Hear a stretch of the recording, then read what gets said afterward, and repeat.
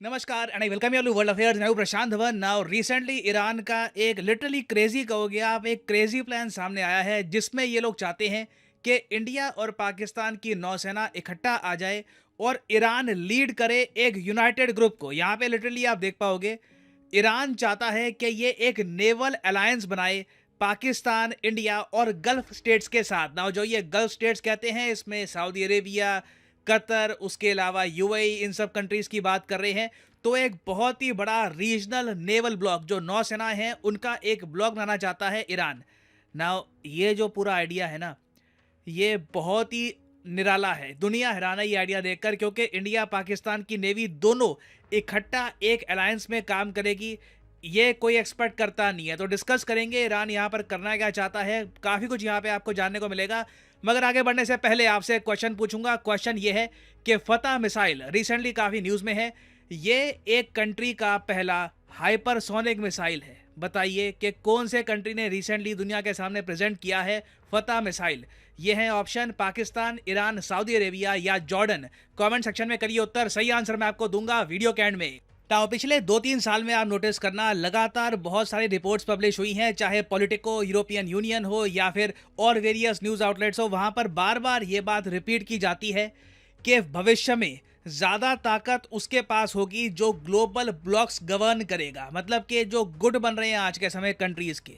For example जैसे आप जानते हैं I2U2 बन चुका है, क्वाड बन चुका है, ब्रिक्स अपने आप में ग्रुप है, एससीओ भी एक ग्रुप है। नाउ इन द फ्यूचर जो ब्लॉक, ये सब ब्लॉक ही हैं, ग्रुप हैं, जो ब्लॉक सक्सेसफुल होंगे, जो बड़ी सुपर पावर अपने ब्लॉक प्रॉपरली मैनेज कर पाएगा, वही in the future Jio political power अपने पास रखेगा। इसके बारे में आप रिपोर्ट्स देख लो, CSIS की, centre for strategic and international studies, उसके अलावा यूरोप में हर जगह सेम बात आपको मिलेगी। इवन चाइना भी ये बात कह चुका है कि यूएसए का ग्रैंड प्लान ये है कि खुद का एक ब्लॉक बना देंगे और फिर जो चाइना का ब्लॉक होगा उससे ये एक कॉन्फ्रंट्रेशन चाहते हैं। नाउ ये जो ब्लॉक्स आज के समय बन रहे हैं ना, उसमें एक कंट्री बिल्कुल लोनली सा रह गया है, अकेला सा रह गया है। नहीं तो और आप आसपास देखो, टर्की ब्लॉक में है, इंडिया ब्लॉक में है, पाकिस्तान एक चाइना के ब्लॉक में आ ही चुका है काफ़ी हद तक। मगर ईरान एक FATF का ब्लैक लिस्टेड कंट्री, दुनिया भर के सैंक्शन लगे हैं इस कंट्री पर।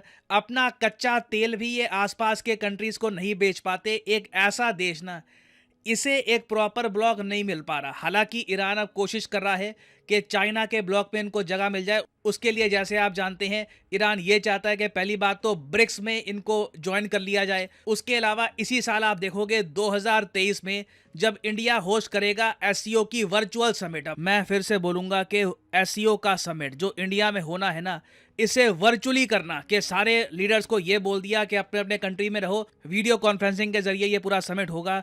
एक कमाल का जियोपॉलिटिकल मूव था बाय इंडिया। क्योंकि आप इमेजिन करके देखिए, ईरान एक इजराइल का एनिमी, एक यूएस का एनिमी, इंडिया की धरती में इनके लीडर आते और इंडिया की धरती पे खड़े होकर ये रशिया के प्रेसिडेंट, ईरान के प्रेसिडेंट से हाथ मिलाते।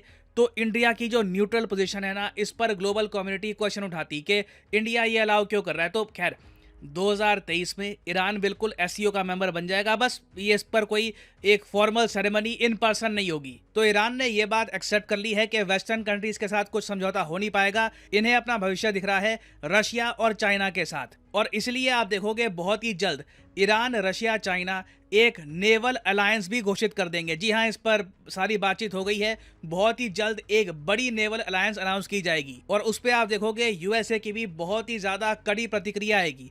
नाउ ईरान यहाँ पर नहीं रुक रहा। रशिया और चाइना के साथ नेवल अलायंस बनाने के बाद, एससीओ को ज्वाइन करने के बाद, ब्रिक्स को मोस्ट प्रॉब्ली ये ज्वाइन कर लेंगे आने वाले कुछ सालों में।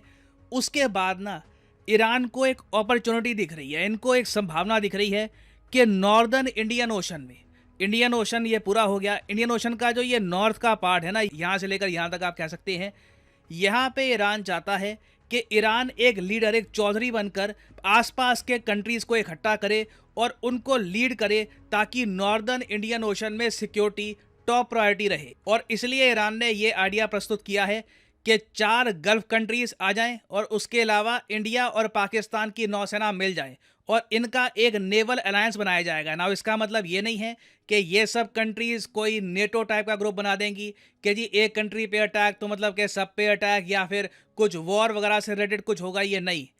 ईरान का जो मेन प्रपोजल आएगा, अभी खैर इनकी नेवल चीफ ने ये बात करी है, इन द फ्यूचर जो ये मेन प्रपोजल रखेंगे उसमें मोस्ट प्रॉब्ली ये फोकस करने वाले हैं पायरेसी पर, ड्रग्स की ट्रैफिकिंग पर। आपको याद होगा 3-4 हफ्ते पहले मैंने ये वीडियो करी थी अपलोड, India's biggest drug bust in Kerala.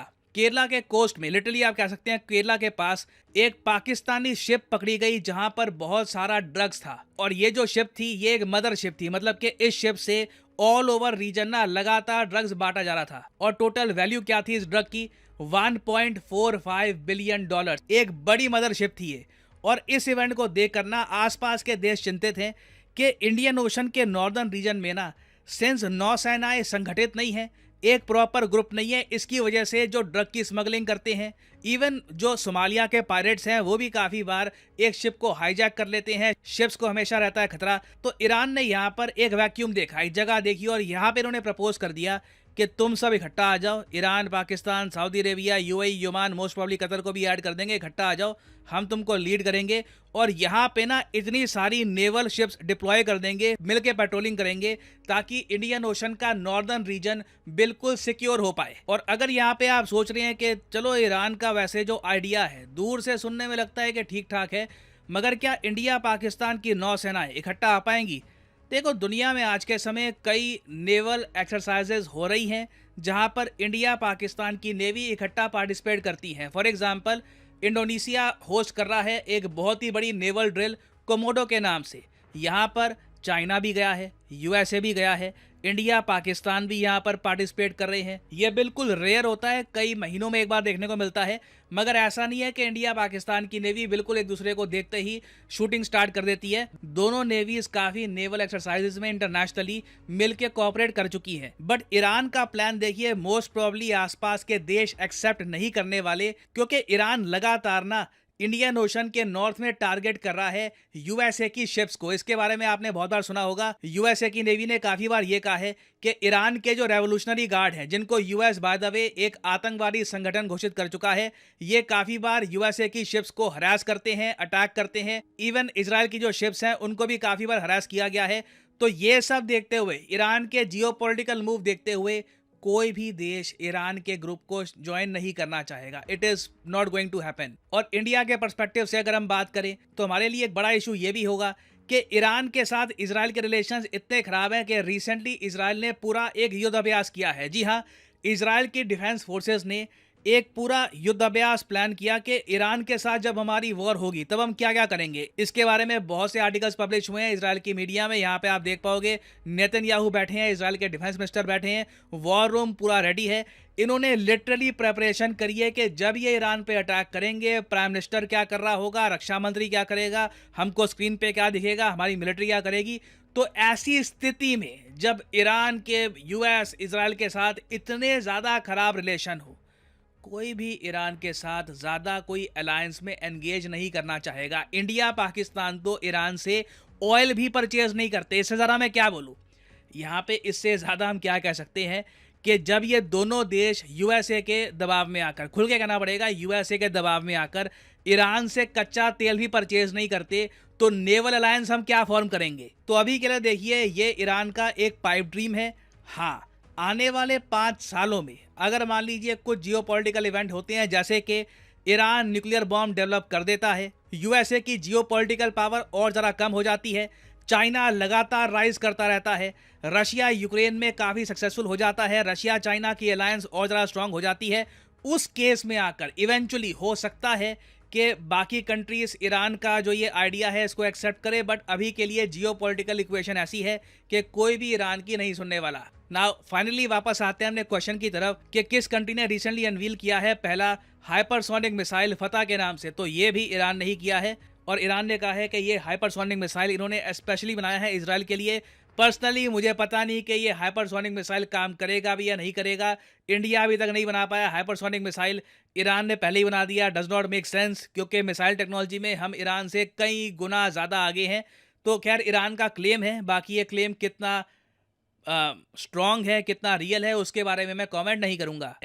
और फाइनली यहाँ पर मैं ये भी ऐड कर दूं कि आप किसी भी एग्जाम की तैयारी कर रहे हैं, चाहे एसएससी, यूपीएससी, बैंक, आप परचेज कर सकते हैं अनअकैडमी के क्वालिटी कोर्सेज।